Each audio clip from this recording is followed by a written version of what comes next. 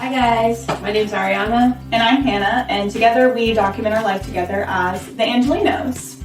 So we wanted to talk a little bit about mental health, our experiences with it, and just things that we've had success with, both of us together. Yeah. So my mental health has always been something that's been really important to me. I'm diagnosed with generally anxiety, generalized anxiety disorder, social anxiety, as well as OCD. So a lot of anxiety, and I am always like actively challenging that and actively working on that so that I can live like, I guess, my happiest life. So mental health is just, it's like everything to me. A lot more recent. So when Ariana and I first met, she's kind of always, like, since I've known her, had, a diagnosis for anxiety. But this year, 2020, I was kind of forced to really look at myself honestly, and then I decided to seek a diagnosis, and now I'm, diagnosed with bipolar disorder.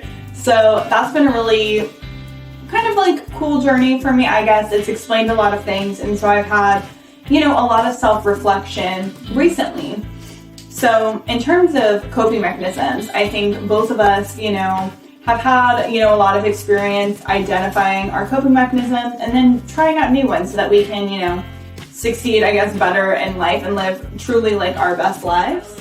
When it comes to like finding the best coping mechanisms for us, we're like two completely different people.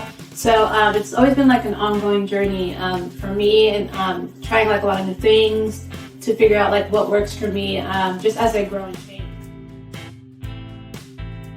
Off of myself, I like to be nice to myself and just always remind myself that generally like I am bigger than this, like these things are just parts of myself, but I have so many other aspects about myself, and I like to just humanize myself a lot. Like other people get to be humans, why can't I be human too, with flaws and characteristics and things like that? So I think that's been like a huge coping mechanism for me.